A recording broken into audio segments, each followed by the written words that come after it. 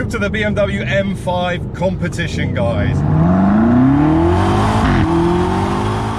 616 bhp, 550 odd foot-pounds of torque. What a flipping monster this car is. Now, I'm a little bit late to the party, if I'm honest with you. The BMW M5 Competition has been around for a while now, actually, but I've just managed to get my hands on it now. But either way, I'm not complaining because this car is an absolute monster. Oh my word. 0 to 60 in 3.1 seconds. 3.1 seconds, and 0 to 125 miles per hour in 10.8. That's a special car. Now, what's in this thing? So this is obviously powered by the same 4.4 litre V8 turbo, twin turbocharged engine you'll find in the non-competition BMW M5. And what they've done with this is they've tinkered the engine around a little bit. So they've pretty much kind of tuned it a little bit more. They've given it 25 bhp more than the current M5, but there is something quite special about the M5 Competition. I absolutely love it. For a four-door saloon, it shouldn't be able to do this kind of stuff.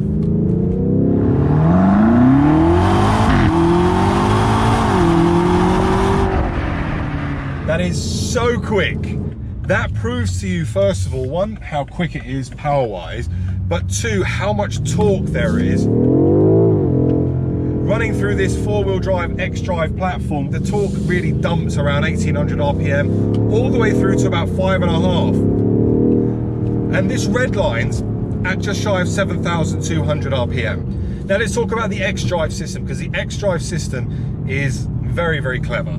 It is so clever because not only do you have a genuine four-wheel drive mode, which is all four wheels, equal power distribution to all four of the wheels, but you also get a four-wheel drive sport. Which means that it sends more power back to the back. It allows for a bit more rear slip without going full-on track mode two-wheel drive. But if you really want a two-wheel drive mode, you have that option because you can set the M5 Comp to go fully rear-wheel drive, which is bonkers to say the least. Now BMW say that that's really only for track use only because, well, 616 bhp through the wheels. I don't blame them.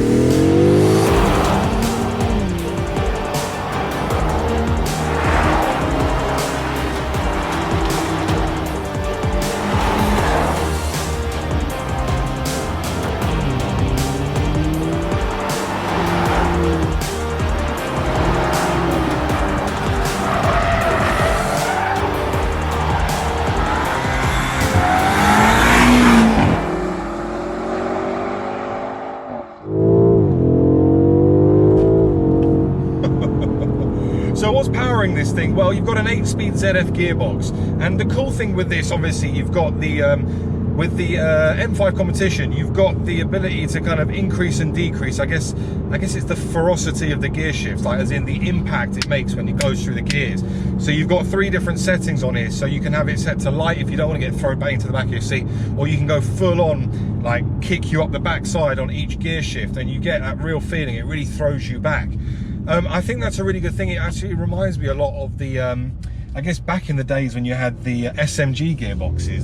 That was a thing that they used to do quite often, except they were real thuds, and you could go up to 5 settings in there. It was a really, really good feature. Now, what's different between this M5 Competition and I guess a standard M5? Well, they've done a little bit of tweaks here and there. So it's about between 7 to 10 millimeters lower, and obviously because it's a competition package, they've firmed up the suspension. They've done that by changing the dampers, which is a great thing, providing the surface that you're driving on is nice and smooth. As most of us know here in the UK, unfortunately the road surface isn't ideal, which means that the ride comfort is compromised a bit. But what you do get as part of this, and you do with a lot of these the M cars nowadays, is obviously the adaptive suspension is one, but you also have 3 different settings for the suspension. So I've got Sports Plus suspension, Sport, and Comfort. And when you're in Comfort, you do it by these kind of buttons over here.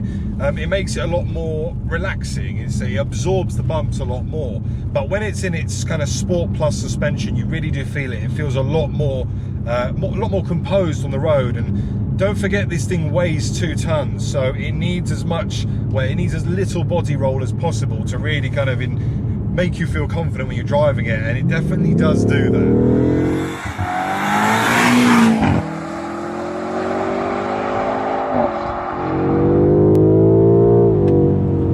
The other thing it has, of course, is the 3 different engine modes. I've got an efficiency mode, I've got a sport mode, and a sport plus mode. Sport plus mode is the one that I prefer the most, plain and simply because I get the pops and bangs out the exhaust. And they're pretty good ones as well. They're quite loud, which adds a lot of character to the car. And I think it's just kind of, it shows off the fact that it's an angry M5 comp. In efficiency mode, it literally will fire through the gears so quickly. I mean, you'll be doing 30 miles an hour and you'll be in 8th gear. Because it really does obviously try and give you as much efficiency as possible, because when you really open the taps up in this, you're not going to get much efficiency at all. I mean, let's be honest. Your 3.1 to 60 equates to around about 14 miles to the gallon, which is what I'm reading now as actual mileage. And I've just kind of had this delivered to me yesterday by BMW, and I reset the computer. So I have been driving it quite spiritedly. What other options come on this car? Well, I've got the ceramic brakes on this car, which is a £7,500 optional extra, but it looks stunning. The brakes look insane. They are huge. They fill out all of the 20-inch wheel, and with the gold calipers, they just top it. It looks superb. But £7.5 grand for carbon ceramics is a lot of money. However, they stop you like there is no tomorrow. There's no one behind me. They are so good. So good.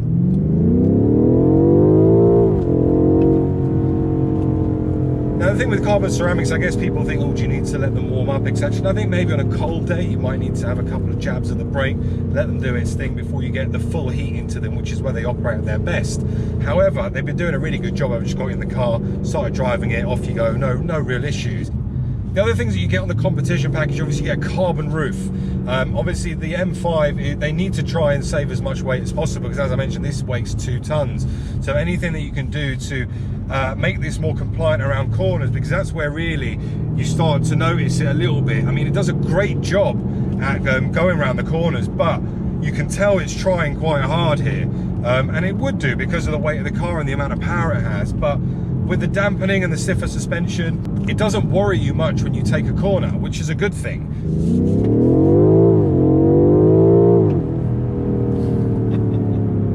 Now, how much is one of these going to set you back?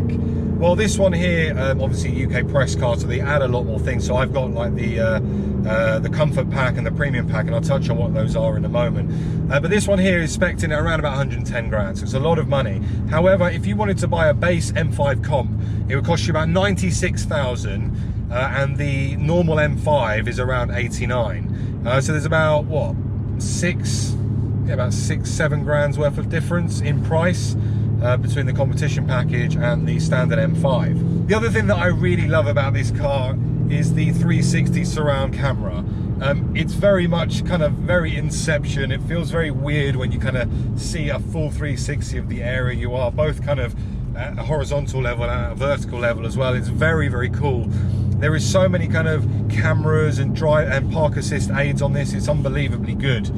So I touched earlier on that this car had a couple of packages. So it's got the premium pack and it's got the comfort pack. Now, from the premium pack's perspective, I've got things like the massage seats on this, which is wicked. I'm such a sucker for cars with massage seats, because I mean, if you're doing a long journey in one of these cars, then having the massage seats is brilliant. It just really kind of calms you down. And I'm sitting in these seats, and as I said earlier on, the seats are so comfortable.